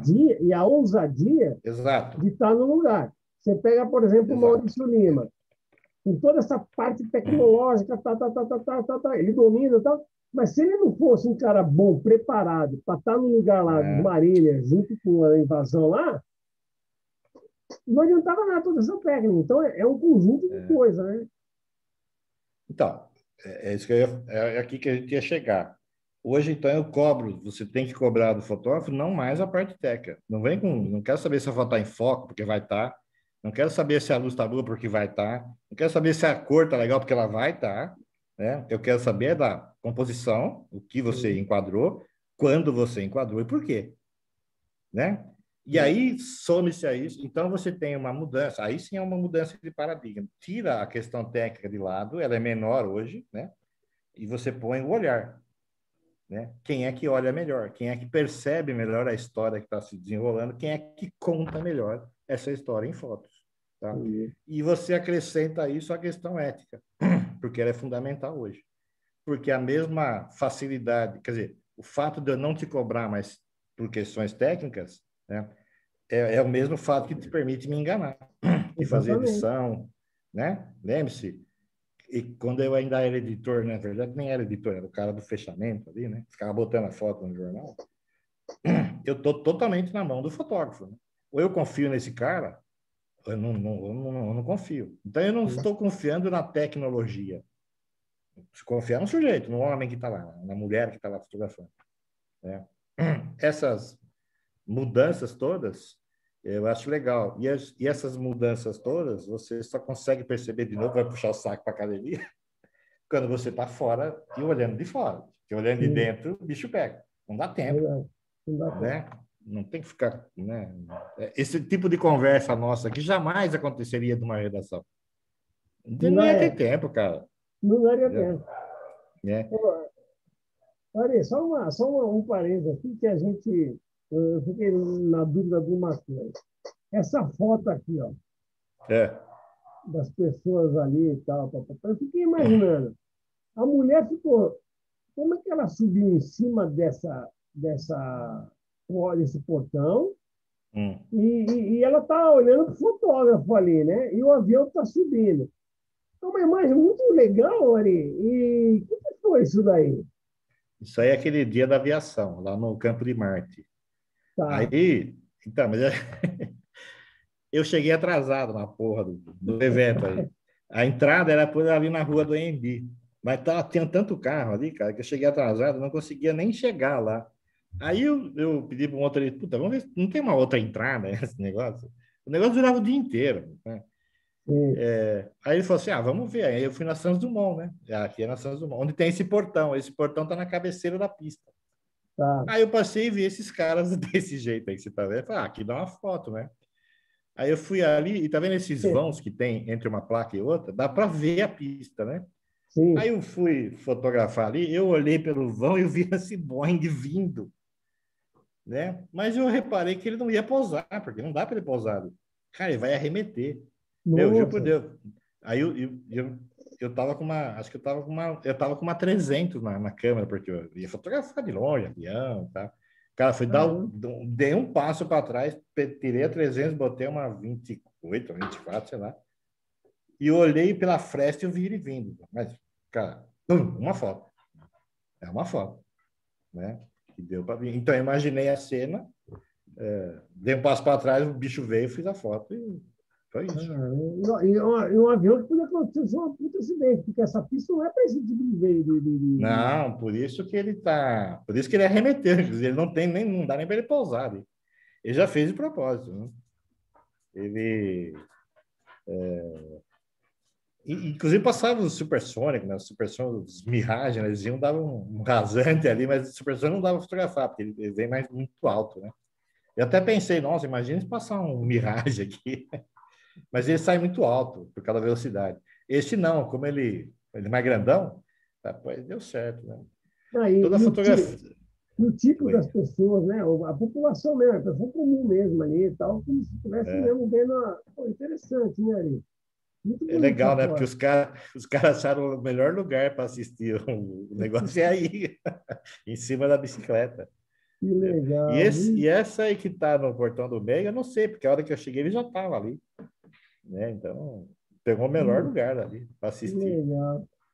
Ô, Ari, ô, Ari, e se você hoje fosse dar um toque para algum aluno que hoje tem a vontade de ser um fotógrafo, que está na faculdade, quer ser fotógrafo, qual que é a dica que você dá para um cara desse que vai enfrentar um mercado que é diferente do nosso, da nossa época?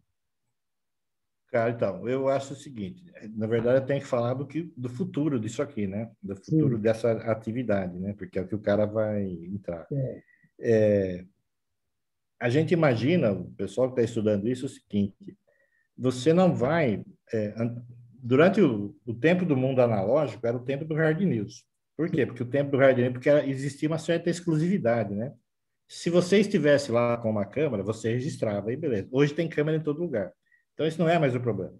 Registrar o que está acontecendo não é mais um privilégio do repórter fotográfico. Todo mundo registra, em algum lugar tem uma câmera. Muito bem. Como é que você vai se destacar num mundo desse, onde tudo está sendo filmado o tempo todo? Você vai se destacar primeiro, profundidade. Você tem que entrar na história. Né? Você falou do Maurício Lima, né? Maurício Lima ficou 3 meses viajando junto com uma família da Turquia até a Alemanha, andando a pé com os caras para fotografar uma determinada realidade. E entrou de cabeça nesse negócio. É mais ou menos isso. Você não vai mais contar pequenas histórias, você vai contar as grandes histórias. Porque as pequenas, as câmeras estão registrando o tempo todo. Você sim, vai contar as grandes histórias, né? Grandes histórias com profundidade. E você precisa ser ético, profundamente ético. O que é isso? Você tem que respeitar as pessoas, porque você vai estar usando a imagem delas. Não é a imagem do mundo, é a imagem delas. As pessoas hoje estão sendo expostas o tempo todo. Então, profundidade, respeito pelas pessoas, né? E grandes histórias, né? Então, na verdade, eu espero que aconteça no futuro, já está começando a acontecer, a gente equiparar o fotógrafo aos grandes narradores da história. Eu tenho os grandes repórteres com seus grandes textos, tá? E o fotógrafo tem que entrar nessa. Então, ele tem que se conscientizar, e é para isso, por exemplo, que a faculdade serve, é de que a fotografia é uma gramática. Eu escrevo com imagens. Então, eu tenho que aprender a sintetizar uma história, né? Para que as pessoas entendam o que eu estou tentando dizer. E aí é que vem a diferença. Se durante muito tempo a fotografia falou por si mesma, porque tinha uma certa exclusividade, de que só os fotógrafos obtinham imagens do mundo, hoje não tem mais isso, né? Então, hoje a fotografia não fala por si, ela fala por você. É você que está narrando, é o Conceição. Pô, de quem é essa foto? É do Conceição. Ah, então eu quero ver. Por quê? Porque eu gosto do Conceição, eu acredito no Conceição, eu gosto da maneira como o Conceição me conta a história. Da mesma maneira que eu sigo qualquer jornalista, né? E vou ler o texto dele, porque é ele. A mesma coisa para o fotógrafo. Então, o cara vai assumir, né, que a fotografia é, é o meu ponto de vista, é meu ponto de vista sobre uma história. Então, eu preciso conhecer a história em profundidade, eu preciso me enfiar nela em profundidade, preciso de tempo, porque profundidade requer tempo, né? Tem que usar a técnica como linguagem. Então, é bom você estudar a linguagem, né? Porque normalmente eu sei, porque eu estive na rua. Na rua, o que que você aprendia? Bom é o que sai na capa, né? Foto boa é o que sai na capa. Então tem que copiar o que sai na capa, né? Mas você nunca se pergunta, mas por que saiu na capa? O que que tem de bom nessa fotografia, além da notícia que é boa? Às vezes, quantas fotos você já publicou na capa porque a notícia era boa, a foto não, E vice-versa, né? né? E vice-versa, né? Então, você tem um profissional que tem que ser muito melhor do que ele era no mundo analógico. Porque no mundo analógico ele tinha algumas coisas que o favoreciam. Hoje você não tem, você tem uma concorrência hoje desleal. É o mundo contra você, tá? Sim. Então, você tem que ser um grandíssimo contador de histórias por imagens, né? O que requer algumas pré-condições. As que falei, a história tem que ser boa, óbvio, tem que ser profunda, porque ninguém está afim de ficar olhando historinha de historinha que está no Facebook o tempo todo. Né? Preciso das grandes histórias que causam impacto, né? Então eu preciso de tempo para investir nela, eu preciso de talento para contar a história, eu preciso de responsabilidade ética, porque eu estou expondo pessoas, estou expondo histórias para o mundo ver, e você sabe o que acontece hoje quando a gente expõe as histórias, elas podem ser mal interpretadas, né? Então, é um profissional mais comprometido com a profissão dele. Não que os analógicos não fossem, né? É que os analógicos têm uma outra realidade socioeconômica, inclusive, é totalmente diferente, né? Então, vou usar aqui, até já que a gente falou, eu uso o Maurício Lima como função. O Maurício Lima, inclusive, esses dias, ele não entrou em contato comigo, mas eu sei que ele estava me procurando. Ele está fazendo uma reportagem sobre educação à distância para o New York Times. Cara, antes de começar a fotografar, ele está fazendo uma pesquisa gigante sobre educação à distância. É isso que vai ser o fotógrafo do futuro. Não é o cara que sai para a rua e vou tirar umas fotos aí, né? O cara conhece profundamente aquilo que ele vai fotografar.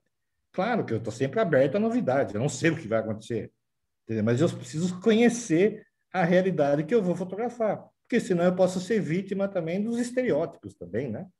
Não é isso? Né? E Quantas de vezes, né, ter, Costa, a gente saía para a rua e fotografava aquilo que eu já tinha visto no jornal, que saiu na capa, inclusive. Eu só copio, né? Fiz uma foto boa, foto resolve, né? Tá? verdade. Eu acho que o futuro não, o futuro é diferente. Eu tenho que ter responsabilidade com aquilo que eu fotografo. porque eu estou expondo as pessoas. Hoje a exposição é muito maior, né? Antigamente, pouquíssima gente via no jornal impresso, né? Então, o impacto do trabalho que a gente fazia era muito limitado. Hoje é gigantesco, a gente não tem ideia de onde essa coisa vai parar. Então, eu tenho que ter responsabilidade com aquilo que eu fotografo, profundidade, e reconhecer que a fotografia é um ponto de vista seu. Então, você tem que assumir isso. Sou eu que estou fotografando, sou eu que estou contando a história do meu jeito. Ah, mas é fotografia, a fotografia não mente. Não, a fotografia também não é uma verdade. Também não afirma nada, né? Quem afirma é o conjunto da coisa, né? Sou eu, o contexto, né? E a mídia onde isso está. E tudo isso diz, isso conta a verdade. Estou juntando tudo isso me fazia, mas são essas questões aí. Eu acho que o futuro é por aí. E drone, e vídeo, tudo isso vai tudo junto, né? E foto satelital, né? Opa, né? Ou Tudo seja, faz nós parte, né? caminhamos para um jornal. A gente podia até mudar o nome, em vez de fotojornalismo, jornalismo de imagem com responsabilidade ética. Seria mais ou menos isso. E aí você usa tudo que tem de imagem. A foto é uma delas. Sim. Entendeu? Mas imagina você com um drone na mão, cara, que você não se diverte. Principalmente porque você já tem uma visão fotográfica, você já sabe fazer isso. É natural para você fazer enquadramento e escolher imagens. O fotógrafo é mais fácil, né? Agora pega um cara que só usa drone e manda ele fotografar, para você ver como é diferente.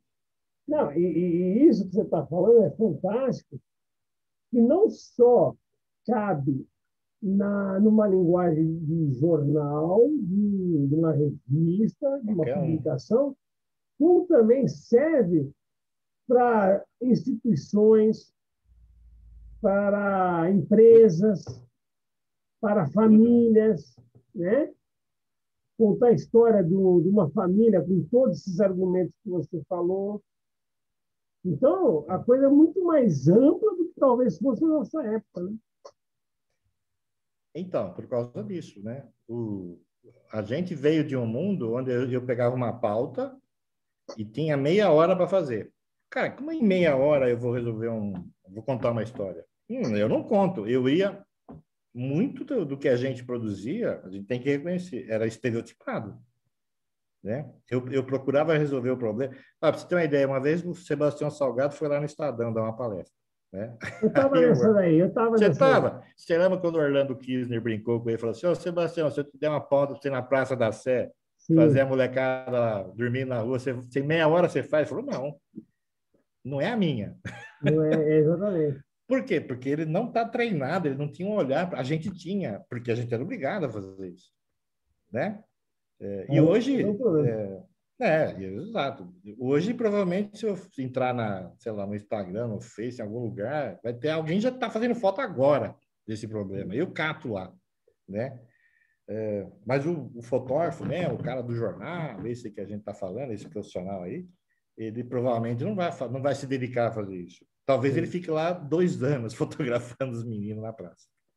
Entendeu? Exatamente. Talvez E, seja a grande história. e naquele dia, daquela visita que ele teve no Estadão, eu me lembro que o grande aprendizado que eu tive naquela palestra foi que ele falou assim, que quando ele saía para a rua, ele já saía trazendo a foto pronta, com o É. enquadramento que ele queria, com a luz que ele queria, né? Então, sem se preocupar que depois ia para o laboratório dar o recorte. Ah, não, então Uhum. você corta. Não, o corte ele já dava ali, era definitiva a obra dele. É coisa que depois, com o Photoshop, eu falei, não, vamos fazer a foto pronta, não tem que ficar dando corte, nem dando tapinha na luz, não. A foto tem que ser obra pronta. Essa foi a didática legal que eu extraí daquele dia lá. E a partir daí eu comecei a tentar fazer a foto, por exemplo, essa foto aqui, ó, essa sua foto. É uma Hum. foto definitiva, uma obra pronta. Hum. Então, isso tem a ver com o direito autoral, né? No direito autoral é direito do autor da foto Sim, impedir que alguém faça modificações na foto dele, sem autorização dele, claro, né? sim. Que é uma coisa que no mundo do jornal a gente não respeita, a gente corta tudo. O cara já corta, o editor fala, pô, essa foto Ah, horizontal aqui é só para o vai na espaço é vertical. vertical, daí corta a, a foto de É. uma tal forma que fica só o cara da direita, a mulher e Isso, o depois. mas isso continua acontecendo, né? Porque a maioria das fotos da internet é quadrada, né? Então, Por causa do scroll da tela, tem muita fotinha quadrada, então, enfim. Ari, mas tem uma coisa também que é legal nesse papo aí que você está falando, que é o seguinte: o fotógrafo, ele tem essa preocupação. Ele teve a ousadia, ele teve a coragem, ele se arriscou e fez a foto pensada nesse corte aqui. Hum, Ele pensou na foto horizontal. Daí o editor, quando chega lá na frente, ele, para resolver um problema que é dele, é. Mete a mas pô, tesoura na tua mão. ele não vai falar assim, não, mas peraí, não vou mudar todo o desenho, porque essa foto, ele quer resolver o problema dele ali. Então ele transfere essa foto na vertical. Quando, na realidade, o mesmo desafio que foi para o fotógrafo chegar nessa imagem deveria ser do editor resolver o problema de encaixar uma foto horizontal no espaço que ele, sem saber, hipoteticamente, ia pensar na vertical. Então, você traz um problema para ele, só que esse problema ele não quer, ele quer resolver o mais rápido possível. Mas esse é um problema de um modelo, né? Indústria, Mas que coisa. complicado. Eu mandei uma foto para vocês, pedi para botar uma foto de fundo, aí eu mandei uma foto para você que é vertical. Eu falei, puta, essa É, foto vertical vai matar o Conceição, é, por causa do modelo. Né? mas eu vou pôr na edição aí, viu, Ari? Porque é uma foto legal da mulher da Então, bicicleta, né? aquela foto lá também, da vertical, eu também uso na aula para mostrar para os caras como a percepção da fotografia é complicada, né? E por isso mesmo você tem que assumir também que as fotografias são polissêmicas, né? O fato de eu querer dizer uma coisa não significa exatamente que as pessoas vão entender. Mas é uma fotografia que ganhou 3 prêmios, tá? A mesma fotografia ganhou um prêmio de meio ambiente, que não tem nada a ver, ganhou um prêmio de amamentação e ganhou um outro prêmio. Qual é o outro prêmio que ela ganhou? Pô, eu esqueci agora. O Vladimir Não, Herzog. não, era uma foto. Cara, eu fiz aquela foto sem querer, sem pensar no uso que era. Eu achei ela legal. A mulher pedalando e o filho mamando nela enquanto ela pedala. Inclusive, ela adaptou a bicicleta para isso. Eu achei a foto engraçada. É uma foto engraçada. Sim. E aí, quando eu voltei para o jornal, eu falei, cara, tem uma foto muito legal aqui, mas não tem história nenhuma. Não conseguia falar com a mulher, não tem nada. Puseram a foto junto com a previsão do clima, porque eu estava na praia. Nossa, Aí, depois de um tempo, eu ganhei um prêmio com essa foto de meio ambiente. E depois num concurso de amamentação. Né? meu, Ou seja, a mesma foto foi percebida pelas pessoas de maneira muito diferente. sim, Esse também é um outro problema do fotojornalismo, né? A fotografia é polissêmica, ninguém percebe a mesma fotografia do mesmo jeito. Por isso que a gente tem texto, né, sim. Conceição? Por isso que o texto cerca a fotografia, né? E também tem uma coisa interessante, porque se você quer ser um bom fotógrafo inserido nesse novo mundo, nessa nova maneira de fazer, também se preocupe com o texto, que é bem provável que você tenha que escrever a sua própria história, É né? verdade. Não deixe para os outros escrever, não, porque isso vai te atrapalhar, né? Ou pelo menos não ache que você sempre vai ser só o cara que fotografa. Né? Se É, preocupe com isso também. Se preocupe em escrever as suas próprias legendas, seus próprios textos, porque você também. E isso é uma coisa legal, né? Hoje em dia, os únicos caras que são testemunhas oculares da história são os fotógrafos. Nenhum repórter vai mais nas coisas, não, bicho. Né? Vão muito menos, né? Mas fotógrafo vai. Ele está sempre lá. Né? Então, exatamente. apesar de toda essa tecnologia, o fotógrafo ainda está lá, tá lá onde está acontecendo a coisa. Entendeu? Então, não tem ninguém melhor do que você, fotógrafo, para dizer o que está acontecendo. Sim, Então, se você puder escrever as suas próprias histórias, também é muito mais interessante do que você depender de alguém que muitas vezes nem estava lá. Né? e não só isso também, só complementando tudo que você falou, ele tem a obrigação de Hum. fazer a foto, colocar a legenda na foto, Sim, sim. porque foto boa é aquela que você encontra na hora que você precisa dela. Não adianta o cara ter Uhum. a foto boa se ele É, não colocou uma legenda, os tags e nunca vai achar essa foto. você não está indexada, né? Eu fiz uma foto tão bonita, pô, mas onde está a foto? Eu não sei, não achei. Cara, isso é tão importante que eu pergunto isso em prova, tá? Eu pergunto em prova aqui, para que serve metadado? Exatamente, Para que serve? Qual é a importância daquilo? Entendeu? Porque exatamente. se o cara não souber aquilo. E eu aprendi isso com o Hélio, tá? Com o Hélio Campos Melo. Porque o Hélio, uma vez, baixou uma determinação lá no Estadão dizendo que foto que não tivesse identificada era passível de demissão por justa causa. Ai, cara. Pô, Deixa pegou eu pôr na pesado. legenda. Não, mas tinha que ser, né? Porque Tinha? Cara, é foto é o um teu comércio, né? produto. Foto é um produto, exatamente. É o seu trabalho, é para informação. Não adianta nada eu fazer a foto do Conceição e escrever embaixo é do Garcia. Assim, Exatamente. e dado que as pessoas ainda acreditam mais no texto da que está ali, que é o objetivo, né? Vão achar que você é do Garcia, com todo o respeito aí do Garcia. Embora seja mais bonito que o Edu, né? E por Sem a falar em menor Edu, dúvida. ele deve estar meio bravo, porque é palmeirense. Ih, rapaz. Mas eles têm um monte. Vai em qualquer Casas Bahia, compra um produto mundial e você vai ter um em casa. Vou mandar, vou, vou, vou, Não tem vou mandar um problema. beijo pro Edu, porque o Edu também é um cara que tem que conversar com ele. Beijo muito para ele. Ô, Ari, eu quero te agradecer aí pela nossa conversa. Eu vou Feliz contar para ele. Olhando porque ele é longe, cara. que o som aqui deu um pau aqui. Hein, Ari? E te agradecer bastante aí por tudo isso que você conversou, de saber da sua história. E que num breve espaço de tempo, quando acabar tudo isso, a gente se encontra e vamos tomar um café. Bom, assim que a vacina fizer efeito, a gente retorna ao nossos afazeres, né? É isso aí. Cara, que saudade de tomar café com os amigão. Pô, Uma coisa boba, né?